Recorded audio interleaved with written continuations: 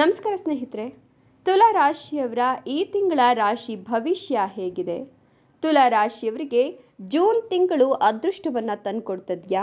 ತುಲಾ ರಾಶಿಯವರ ಕನಸುಗಳು ನನಸಾಗುವ ಸಮಯ ಹತ್ತಿರವಾಗ್ತಿದ್ಯಾ? ತುಲಾ ರಾಶಿಯವರ ಸಕಲ ಸಂಪತ್ತು ಸಿಗುವಂತಹ ರಾಶಿ ಭವಿಷ್ಯ ನಿಜವಾಗತ್ತಾ?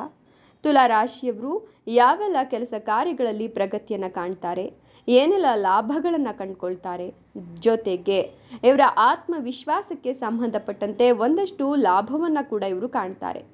ಇನ್ನು ವೃತ್ತಿ, ಆರೋಗ್ಯ, ಹಣಕಾಸು, ವ್ಯಾಪಾರ ಮತ್ತು ಹೆಚ್ಚಿನ ವಿಚಾರಗಳಲ್ಲಿ ಈ ರಾಶಿಯವರು ಪಡಿತಕ್ಕಂಥ ಅದೃಷ್ಟವಾದರೂ ಏನು ಎಲ್ಲವನ್ನ ಹೇಳ್ತಾ ಹೋಗ್ತೀನಿ. ಅದಕ್ಕಿಂತ ಮೊದಲು ನೀವು ಕೂಡ ತುಲಾ ರಾಶಿಯವರಾಗಿದ್ದರೆ ಈಗಲೇ ವಿಡಿಯೋಗೊಂದು ಲೈಕ್ ಕೊಟ್ಟು ತಪ್ಪದೆ ನಮ್ಮ ಚಾನಲನ್ನು ಸಬ್ಸ್ಕ್ರೈಬ್ ಮಾಡ್ಕೊಳ್ಳಿ. ಹಾಗೆ ಪಕ್ಕದಲ್ಲಿ ಬರ್ತಕ್ಕಂಥ ಬೆಲ್ ಐಕಾನ್ ಮೇಲೆ ಮರಿದೆ ಕ್ಲಿಕ್ ಮಾಡ್ಕೊಳ್ಳಿ. ಹೌದು, ತುಲಾ ರಾಶಿಯವರಿಗೆ ಈ ಒಂದು ಜೂನ್ 2025 ರಾಶಿ ಭವಿಷ್ಯ ಬಹಳ ಅದ್ಭುತವಾಗಿದ್ದು ಸಕಾರಾತ್ಮಕ ಶಕ್ತಿಯಿಂದ ಈ ತಿಂಗಳು ನಿಮಗೆ ತುಂಬಿರುತ್ತೆ.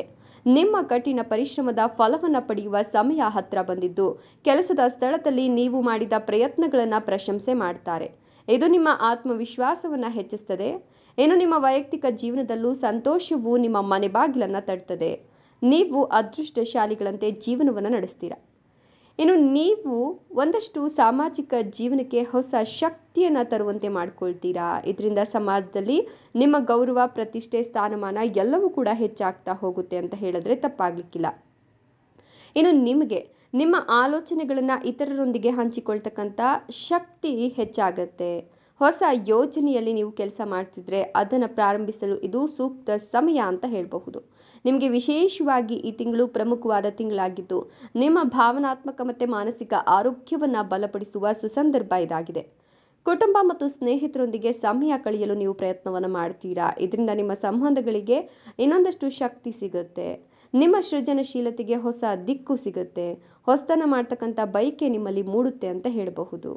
ಇನ್ನು ಸಕಾರಾತ್ಮಕತೆ ಮತ್ತು ಹೊಸ ಸಾಧ್ಯತೆಗಳಿಂದ ನಿಮ್ಮ ದಿನ ತುಂಬಿರುತ್ತೆ. ನೀವು ಆತ್ಮವಿಶ್ವಾಸ ಮತ್ತು ಉತ್ಸಾಹದಿಂದ ಮುಂದುವರಿತೀರಾ. ಕುಟುಂಬ ಸಂಬಂಧಗಳು ಬಲಗೊಳ್ಳುತ್ತೆ. ಪರಸ್ಪರರ ನಡುವಿನ ತಿಳುವಳಿಕೆ ಹೆಚ್ಚಾಗುತ್ತೆ. ಮನೆಯಲ್ಲಿ ಒಂದು ಸಣ್ಣ ಸಭೆ ಅಥವಾ ಕೂಟವು ನಿಮ್ಮನ್ನು ಸಂತಸದಿಂದ ಇರಿಸುವಂತೆ ಮಾಡುತ್ತೆ. ವ್ಯವಹಾರದಲ್ಲಿ ನಿಮ್ಮ ಸೃಜನಶೀಲತೆಯನ್ನು ಸರಿಯಾಗಿ ಬಳಸ್ಕೊಳ್ಳಿಕ್ಕೆ ಒಳ್ಳೆಯ ಅವಕಾಶಗಳು ಸಿಗ್ತಾ ಹೋಗುತ್ತೆ. ನಿಮಗೆ ಹೊಸ ಯೋಜನೆಗಳ ಮೇಲೆ ಕೇಂದ್ರೀಕರಿಸ್ತಕ್ಕಂಥ ಅವಕಾಶಗಳು ಸಿಗುತ್ತೆ. ನಿಮ್ಮ ಕನಸನ್ನು ನನಸಾಗಿಸಲು ಪ್ರಮುಖ ದಿನ ಇದಾಗಿದ್ದು ವೃತ್ತಿಪರ ಜೀವನದಲ್ಲಿ ಹೊಸ ಅವಕಾಶಗಳು ಉದ್ಭವಿಸುತ್ತೆ. ಆದ್ದರಿಂದ ನೀವು ಜಾಗರೂಕರಾಗಿದ್ದು ನಿಮ್ಮ ಸಾಮರ್ಥ್ಯಗಳನ್ನು ಸಂಪೂರ್ಣವಾಗಿ ಬಳಸ್ಕೊಂಡ್ರೆ ಖಂಡಿತವಾಗಿಯೂ ಕೂಡ ಲಾಭ ಇದೆ. ವೈಯಕ್ತಿಕ ಸಂಬಂಧಗಳಲ್ಲಿ ನೀವು ನಿಮ್ಮ ಪ್ರೀತಿ ಪಾತ್ರರೊಂದಿಗೆ ಸಮಯವನ್ನು ಕಳೆಯಲು ಪ್ರಯತ್ನಿಸ್ತೀರಾ. ನಿಮ್ಮ ಸಾಮಾಜಿಕ ಜೀವನದಲ್ಲಿ ನೀವು ಹೊಸ ಮಾಹಿತಿ ಅಥವಾ ಸಂಪರ್ಕಗಳನ್ನು ಪಡೆದುಕೊಳ್ತೀರಾ. ಇದು ನಿಮಗೆ ಪ್ರಯೋಜನಕಾರಿ ಅಂತ ಹೇಳಬಹುದು. ನಿಮ್ಮ ಸ್ನೇಹಿತರು ಮತ್ತು ಸಹೋದ್ಯೋಗಿಗಳೊಂದಿಗೆ ಸಂವಹನ ಹೆಚ್ಚಾಗುತ್ತೆ. ಇದರಿಂದ ನೀವು ಸಮಸ್ಯೆಗಳನ್ನು ಸುಲಭವಾಗಿ ಪರಿಹರಿಸಲು ಸಾಧ್ಯವಾಗುತ್ತೆ. ಕೆಲಸದ ಕ್ಷೇತ್ರದಲ್ಲಿ ನೀವು ಕೆಲವು ಹೊಸ ಅವಕಾಶಗಳನ್ನು ಪಡೆದುಕೊಳ್ತೀರಾ. ನಿಮಗೆ ಶಕ್ತಿ ಮತ್ತು ಸ್ಫೂರ್ತಿಯ ಮೂಲ ಸಿಗುತ್ತೆ. ನೀವು ಆತ್ಮವಿಶ್ವಾಸದಿಂದ ತುಂಬಿರ್ತೀರಾ ಮತ್ತು ನಿಮ್ಮ ಗುರಿಗಳತ್ತ ಸಾಗ್ತೀರಾ. ಎಲ್ಲವನ್ನ ಎಚ್ಚರಿಕೆಯಿಂದ ನೋಡುವ ನಿಮ್ಮ ಸಾಮರ್ಥ್ಯ ಹೆಚ್ಚಾಗುತ್ತೆ. ಇದು ನಿಮ್ಮ ಕಾರ್ಯಗಳಲ್ಲಿ ಸ್ಪಷ್ಟತೆಯನ್ನು ನೀಡುತ್ತದೆ ಮತ್ತು ನಿಮ್ಮ ವಿಧಾನವನ್ನು ಸುಧಾರಿಸಲು ನಿಮಗೆ ಸಾಧ್ಯವಾಗುತ್ತೆ. ನಿಮ್ಮ ಸಂಬಂಧಗಳಲ್ಲಿ ಹೊಸ ಆಳ ಕೂಡ ಇರುತ್ತೆ ಅಂತ ಹೇಳಬಹುದು.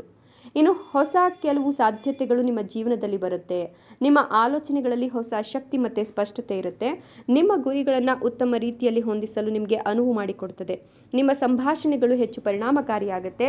ವಿಶೇಷವಾಗಿ ಸಾಮಾಜಿಕ ಮತ್ತು ವೃತ್ತಿಪರ ಸಂಬಂಧಗಳಲ್ಲಿ ನಿಮಗೆ ಸ್ವಯಂ ನಿರ್ಮಾಣದ ಸಮಯ ಆಗಿದ್ದು ಹೊಸ ವಿಷಯಗಳನ್ನು ಕಲಿಯಲು ಮತ್ತು ನಿಮ್ಮನ್ನು ನೀವು ಸುಧಾರಿಸಿಕೊಳ್ಳಲು ಪ್ರೇರೇಪಿತರಾಗ್ತೀರಾ. ಇನ್ನು ಹೊಸ ಸಾಧ್ಯತೆಗಳನ್ನು ನೀವು ಈ ಸಂದರ್ಭದಲ್ಲಿ ಬಹಿರಂಗಪಡಿಸಬಹುದು. ನಿಮ್ಮ ವೃತ್ತಿಪರ ಜೀವನದಲ್ಲಿ ಸಕಾರಾತ್ಮಕ ಬದಲಾವಣೆಗಳು ಇರುತ್ತೆ. ಆದ್ದರಿಂದ ನಿಮ್ಮ ಕೆಲಸಕ್ಕೆ ಸಮರ್ಪಿತರಾಗ್ತೀರಾ. ಸಹೋದ್ಯೋಗಿಗಳೊಂದಿಗೆ ಸಮನ್ವಯ ಸಾಧಿಸಿಕೊಳ್ಳಲು ಅವಕಾಶಗಳು ಸಿಗ್ತವೆ. ನಿಮಗೆ ಪ್ರಯೋಜನಕಾರಿ ಇದು ಅಂತ ಹೇಳಬಹುದು. ವೈಯಕ್ತಿಕ ಜೀವನದಲ್ಲಿ ಸಂಬಂಧಗಳಲ್ಲಿ ನಿಕಟತೆ ಹೆಚ್ಚಾಗ್ತಾ ಹೋಗುತ್ತೆ. ಇನ್ನು ನೀವು ಸಾಮಾಜಿಕ ಜೀವನದಲ್ಲಿ ಹೊಸ ಕೆಲವು ಸಭೆಗಳನ್ನು ಕಾಣ್ತೀರಾ. ನಿಮ್ಮ ಚಿಂತನೆಯನ್ನು ಇದು ವಿಸ್ತರಿಸುತ್ತೆ.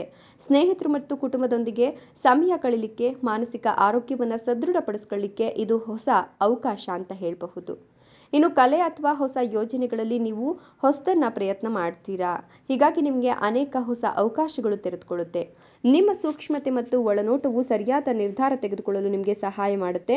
ನಿಮ್ಮ ಭಾವನೆಗಳನ್ನು ಅರ್ಥ ಮಾಡಿಕೊಳ್ಳಿಕ್ಕೆ ಅವುಗಳನ್ನು ಸಕಾರಾತ್ಮಕ ದಿಕ್ಕಿನಲ್ಲಿ ತಿರುಗಿಸುವ ಸುಸಂದರ್ಭ ಇದಾಗಿದೆ. ವಿಶೇಷ ವ್ಯಕ್ತಿಯೊಂದಿಗಿನ ಸಂಭಾಷಣೆಯು ನಿಮಗೆ ಹೊಸ ಮಾಹಿತಿ ಮತ್ತು ತಿಳುವಳಿಕೆಯನ್ನು ಈ ಸಂದರ್ಭದಲ್ಲಿ ತಂದುಕೊಡುತ್ತೆ ಅಂತ ಹೇಳಿದ್ರೆ ತಪ್ಪಾಗಲಿಕ್ಕಿಲ್ಲ. ಇನ್ನು ಈ ರಾಶಿಯ ಜನರಿಗೆ ಪಿತ್ರಾರ್ಜಿತ ಆಸ್ತಿಯ ಲಾಭ ಸಿಗುತ್ತೆ. ಇಷ್ಟು ದಿನ ಕೋರ್ಟ್ ಕಚೇರಿ ಅಲೆದಾಟದಲ್ಲಿ ನೀವು ಅನುಭವಿಸಿದಂತಹ ಒಂದಷ್ಟು ಸಮಸ್ಯೆಗಳಿಂದ ಮುಕ್ತಿಯನ್ನು ಪಡೆದುಕೊಂಡು ಪಿತ್ರಾರ್ಜಿತ ಅಥವಾ ತಂದೆಯ ಆಸ್ತಿಯ ಲಾಭವನ್ನು ಈ ಸಂದರ್ಭದಲ್ಲಿ ಕಂಡುಕೊಳ್ತೀರಾ.